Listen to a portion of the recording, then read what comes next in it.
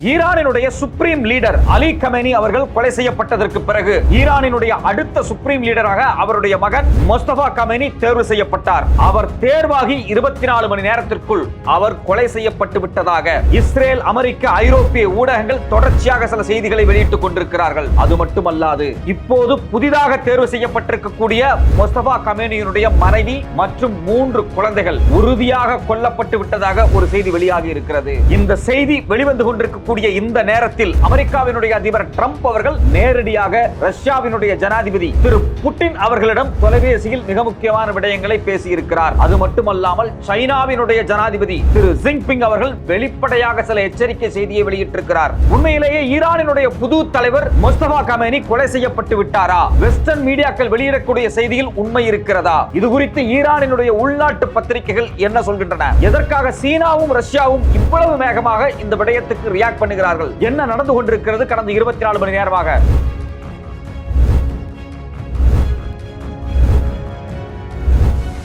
வணக்கம், இது மெட்ராஸ் ரிவ்யூ.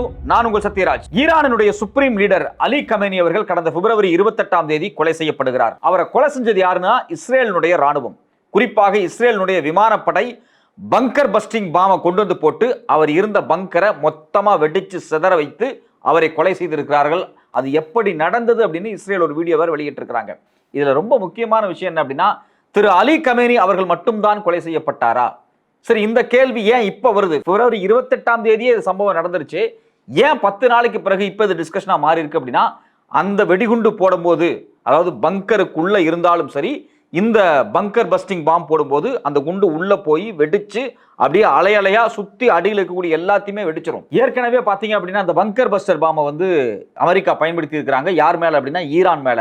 இந்த ஜூன் மாதம் இஸ்ரேலுக்கும் ஈரானுக்கும் ஒரு 12 நாள் யுத்தம் வந்துச்சு இல்லையா? அந்த யுத்தம் வரும்போது ஈரானினுடைய நியூக்ளியர் சைட்டை, அந்த 3 இடங்களை தேடி தேடி இந்த பங்கர் பஸ்டர் பாமை வச்சு தான் அடிச்சாங்க. இந்த குண்டு விழுந்த உடனே, ஏரோப்ளைன்ல இருந்து அந்த குண்டு போட்ட உடனேயே அது அப்படியே உள்ள போய் ஒரு 100 அடிக்கு உள்ள போய் வெடிச்சு மொத்தமா செதற வைக்கும். குறிப்பாக நீங்க அண்டர் கிரவுண்ட்ல ஏதாவது பங்கர்ஸ் வச்சிருந்தா அந்த பங்கர்ஸ் அழிக்கும். ஸோ ஈரானினுடைய உச்சபட்ச தலைவரான அலி கமேனி அவர்களுடைய வீட்டில் தான் இருந்தார். அவருடைய வீடு பார்த்தீங்க அப்படின்னா லீடர்ஷிப் ஹோம்னு சொல்லுவாங்க. அந்த வீட்டில் தான் இருந்திருக்கிறாரு. அந்த வீட்டு மேல இந்த பங்கர் பஸ்டர் பாமை போட்டு கொல்லும் போது சில ராணுவ அதிகாரிகள் இறந்து போயிட்டாங்க அப்படிங்கிற செய்தி முதல்லயே வந்துச்சு. அது இல்லாம சில குடும்பம் சார்ந்த ஆட்களும் இறந்து போனதாக பல செய்திகள் வந்துச்சு இல்லையா? அந்த செய்தி தான் இப்ப பிரச்சனையா மாறி இருக்கு. ஏன் அப்படின்னா, அலி கமேனிக்கு அடுத்தபடியாக அந்த சுப்ரீம் லீடராக யார் தேர்வு செய்யப்பட்டாங்கன்னா அவருடைய மகனான முஸ்தபா கமேனி தான் தேர்வு செய்யப்பட்டார். அபிஷியலா அனௌன்ஸ் பண்ணிட்டாங்க. இந்த அபிஷியல் அனௌன்ஸ்மெண்ட் முந்தானேத்தே வந்துருச்சு.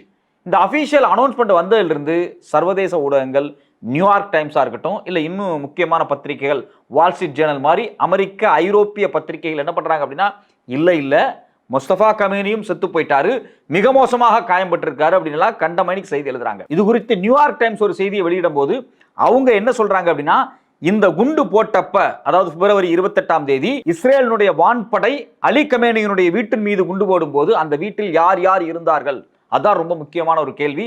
அது குறித்து அந்த கட்டுரையில சில விஷயங்களை சொல்லியிருக்கிறாங்க.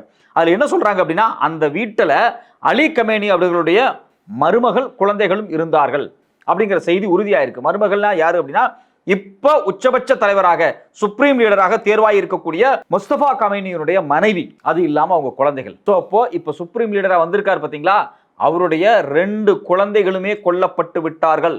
இது உறுதியான செய்தின்னு சொல்றாங்க. அவங்க மனைவியும் கொல்லப்பட்டு விட்டது உறுதியான செய்தின்னு சொல்றாங்க. இதை பாத்தீங்க அப்படின்னா, ஈரானுக்குள்ள இருக்கக்கூடிய சில செய்தி ஊடகங்களே இது குறித்து வெளியிட்டு இருக்கிறாங்க. திரு முஸ்தபா கமேனியினுடைய மனைவி யாருன்னு பாத்தீங்க அப்படின்னா ஜஹ்ரா ஹதாத் அதில் அப்படிங்கிறாங்க. யாருடைய மகள் அப்படின்னா, doctor of Iranian conservative political party, ஈரானினுடைய கன்சர்வேட்டிவ் பொலிட்டிக்கல் மூவ்மெண்டினுடைய முக்கியமான தலைவர் குஹலம் அலி ஹதாத் அவருடைய பெண் இவர் பாத்தீங்க அப்படின்னா, இந்த குஹலாம் அப்படிங்கிறவர் யாரோட நெருக்கமா இருந்திருக்காருன்னா அலி கமேனியோடு மிக மிக நெருக்கமாக இருந்திருக்கிறார். அவருடைய பர்சனல் அட்வைசர் அப்படிங்கிறாங்க. சோ அப்ப இந்த மனைவி, யாருடைய முஸ்தபா அவர்களுடைய மனைவியுமே ஒரு மிகப்பெரிய அரசியல் பின்புலத்திலிருந்து வரக்கூடிய ஒரு பெண் தான். சோ ஆதாரப்பூர்வமான தகவல் வந்திருக்கு. குறிப்பாக ஈரானினுடைய கன்சர்வேட்டிவ் மூவ்மெண்டினுடைய ஹெட்டா இருந்தவருடைய மகள். அது மட்டும் இல்லாம பாத்தீங்க அப்படின்னா, அது மட்டும் இல்லாம நேரடியாகவே ஈரானினுடைய அரசியலில் இவருக்கு ஒரு முக்கியமான பங்கு இருந்திருக்கிறது. யாரு? அதாவது முஸ்தபா கமேனியினுடைய மாமனாருக்கு. சோ அப்ப இதுல இருந்து நமக்கு என்ன தெரியுது அப்படின்னா, அந்த வீட்டுல இவங்க எல்லாம் அசம்பிள் ஆயிருக்காங்க. எதுக்காக இவங்க பிப்ரவரி 28ஆம் தேதி அசம்பிள் ஆனாங்க அப்படிங்கிறது குறித்தான செய்திகளும் இதுல வெளிவந்திருக்கு. அது என்ன அப்படின்னா, ரமலானுடைய 10வது நாள்.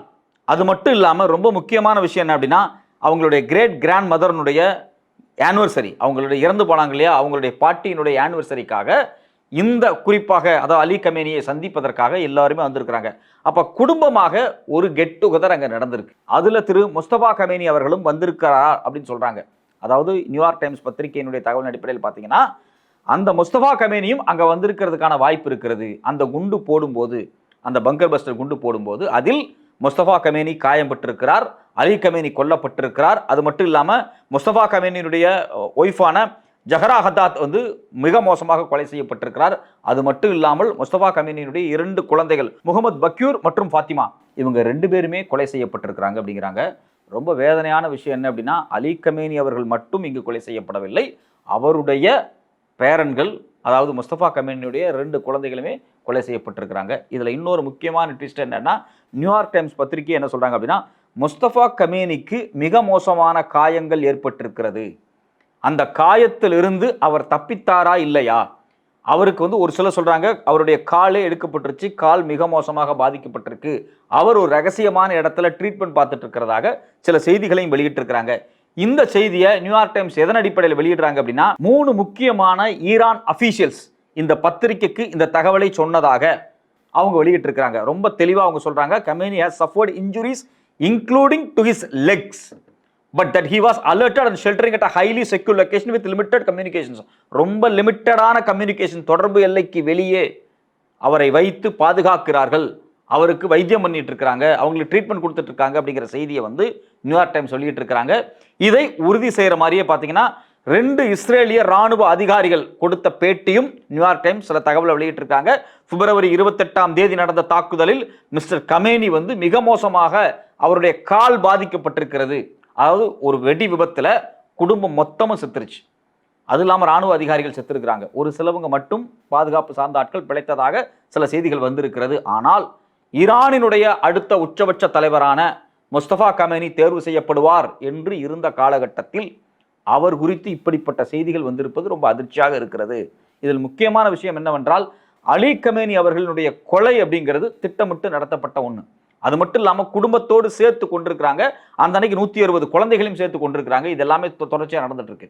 இவருடைய கொலை இயல்பாக நடந்ததா இல்ல திட்டமிட்டு நடந்ததா, இவர் அங்க வரப்போற செய்தி அந்த இடத்துல வந்து இஸ்ரேல் உளவுப்படை அமெரிக்காவுக்கு கொடுத்ததா, இது மாதிரியான பல ரகசியமான செய்திகள் இன்னும் கசியாமல் இருக்கிறது.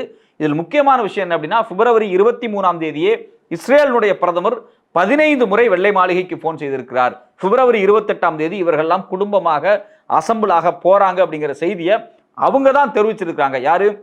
இஸ்ரேலுடைய மொசாட் தான் தெரிவிச்சதாக ஏற்கனவே சில பத்திரிகை செய்திகள் வந்திருக்கு. குறிப்பாக ரியோட்டர்ஸ் எழுதியிருக்கிறாங்க, அல் ஜசீரா எழுதியிருக்கிறாங்க, நியூயார்க் டைம்ஸ் எழுதியிருக்கிறாங்க.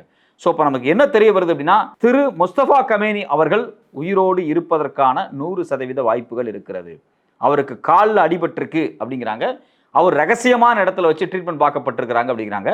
இதுல முக்கியமான விஷயம் என்ன அப்படின்னா, சரி அலி கமேனி பவர்ஃபுல்லா இருந்தாரு, முஸ்தபா கமேனியும் அவ்வளவு பவர்ஃபுல்லான ஆளா, அவர் இருந்தா என்ன இல்லாட்டி என்ன அப்படிங்கிற மாதிரியான பல கேள்விகள் வந்து இதே வெஸ்டர்ன் மீடியாஸ் வந்து ஒரு பலவீனமான வாதங்களை வைக்கிறாங்க. இந்த செய்திக்கெல்லாம் முற்றுப்புள்ளி வைக்கிற மாதிரி ஏற்கனவே சில செய்திகள் வந்து அமெரிக்கா தரப்பிலிருந்து வெளியிடப்பட்டிருக்கு. குறிப்பாக பார்த்தீங்க அப்படின்னா, இந்த விக்கி லீக்ஸ் அப்படின்னு சொல்லிட்டு பல ரகசிய உரையாடல்கள் வந்து நிறைய வெளியே வந்துச்சு இல்லையா, அதுல திரு அலி கமேனியினுடைய மகனான திரு முஸ்தபா கமேனி குறித்து அப்பவே சில செய்திகள் வந்திருக்கு. அதுல என்ன சொல்றாங்கன்னா, the power behind the ropes without the assassination of his father the succession might have taken a different shape. However, he has emerged as a living symbol of defense against the American and Israeli plan for Iran.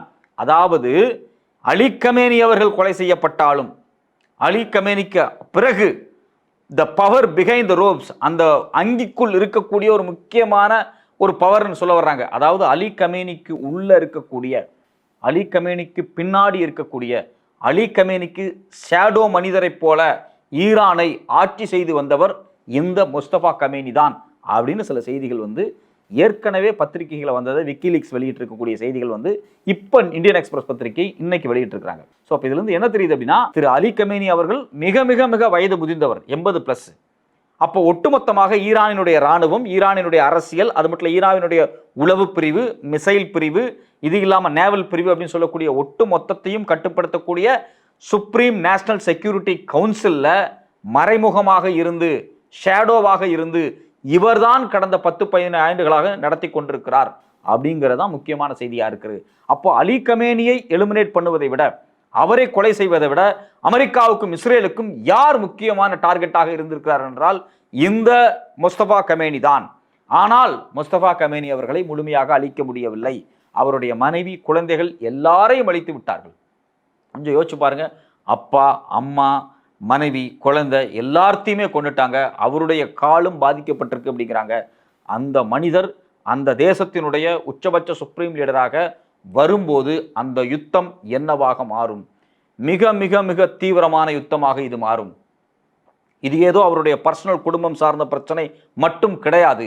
இந்த தேசத்திற்காக, அந்த நாட்டிற்காக, அந்த நாட்டினுடைய மக்களுக்காக குடும்பத்தை இழந்த ஒரு தலைவராக அவர் வந்து நிற்கும் போது இன்னுமே வீரியமாக இந்த யுத்தம் மாறும். குறிப்பாக இஸ்ரேலுக்கும் அமெரிக்காவுக்கும் இது மிக மோசமான பாதிப்பை ஏற்படுத்தும் அப்படிங்கிறது தான் இந்த முஸ்தபா கமேனியினுடைய பிரசன்ஸ்.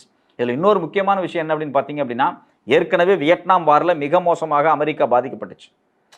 அது ஏன் பாதிக்கப்பட்டுச்சு அப்படிங்கிறது குறித்து அப்பவே பார்த்தீங்கன்னா அமெரிக்காவினுடைய நேஷனல் செக்யூரிட்டி அட்வைசராக இருந்த திரு ஜார்ஜ் பண்டி அவர்கள் சில ஸ்டேட்மெண்ட் விட்டிருந்தார். அவர் என்ன சொல்றார் அப்படின்னா, என்டியூரன்ஸ் ஆஃப் த எனிமி அப்படிங்கிறார். வியட்நாம் வாரில் அமெரிக்கா தோத்ததற்கான காரணம் என்டியூரன்ஸ் ஆஃப் த வார். இந்த வாரை வந்து எவ்வளவு உறுதியா, எவ்வளவு நாளைக்கு, எவ்வளவு சஸ்டைனபிளா அதை வந்து எந்த விதமான தொய்வுமே இல்லாம நடத்திட்டு போறாங்க இல்லையா, அது ரொம்ப ரொம்ப ரொம்ப ரொம்ப முக்கியம். இப்ப ஈரானினுடைய வாரும் இதே போல் எப்படி வியட்நாம் வார் மாதிரியே எந்த விதமான தொய்வுமே இல்லாம வார் என்டியூரன்ஸா இருக்கு அப்படிங்கிறாங்க. இது ஏன் இவ்வளவு தூரம் என்டியூரன்ஸா இருக்கு அப்படிங்கிறதுக்கு முக்கியமான காரணம் என்னன்னா, அலி கமேனி இறந்த உடனேயே அந்த இடத்துக்கு அவருடைய மகனை உடனே சுப்ரீம் லீடரை கொண்டு வந்துட்டாங்க. இதை யாருமே எதிர்பார்க்கல. இஸ்ரேலும் எதிர்பார்க்கல, ஈரானும் எதிர்பார்க்கல. அவரை கொன்று விட்டால் தேசம் சதிஞ்சு போயிருன்னு பார்த்தாங்க. அடுத்த தலைவரை கொண்டு வந்து அந்த தேசத்தினுடைய மக்களுக்கு ஒரு மிகப்பெரிய நம்பிக்கையை கட்டமைச்சிட்டாங்க. அது மட்டும் இல்லாம ஈரானினுடைய வெளியுறவுத்துறை அமைச்சராக இருக்கட்டும், ஈரானினுடைய செக்யூரிட்டி கவுன்சிலுடைய செக்ரட்டரியா இருக்கட்டும், வெளிப்படையா சொல்றாங்க, நாங்க டீசென்ட்ரலைஸ்டு மொசாட் டிஃபென்ஸை ஃபாலோ பண்றோம். அதாவது டீசென்ட்ரலைஸ்டு மொசாட் டிஃபென்ஸ்னா என்ன அப்படின்னா, ஒரு நாட்டில் ஒரு தலைவரை நம்பி மட்டுமே எங்களுடைய ராணுவ அரசியல் கட்டமைப்பு கிடையாது. ரீஜனல் வைஸாக செக்டாரா பிரிச்சு எல்லாத்துக்கும் தனித்தனி தலைமை போட்டு 4 அடுக்குல தலைமை போட்டு வச்சிருக்கிறோம். ஒரு செட்டை கொன்னாலும் அடுத்தடுத்த செட்டு இந்த சண்டையை செய்யும், இந்த அரசியலை நடத்திட்டு போவாங்க. இதுதான் கடந்த 20 வருஷமாக நாங்கள் திட்டமிட்டு பொறுமையாக செய்த கட்டமைப்பு அப்படிங்கிறாங்க. நேற்று கூட ஒரு பேட்டி கொடுத்திருக்காரு. இது குறித்து விரிவா ஒரு வீடியோ நம்ம நேற்று பேசியிருக்கிறோம். இந்த டீசென்ட்ரலைஸ்டு மொசாக் டிஃபென்ஸ்னா என்ன அப்படிங்கிறது குறித்து. ஸோ அப்போ இந்த யுத்தம் அப்படிங்கிறது என்டியூரன்ஸா இருக்கு. இது வியட்நாம் யுத்தத்தை போல் அமெரிக்காவுக்கு மிகப்பெரிய தோல்வியை கொடுக்க போகிறது. அந்த தோல்விக்கு அடிப்படையில் யார் இருக்க போகிறார்னா இந்த முஸ்தபா கமேனி இருக்கிறார். பொறுத்திருந்து பார்ப்போம் அவர் குறித்த அடுத்தடுத்த செய்திகள் என்ன வருகிறது என்று.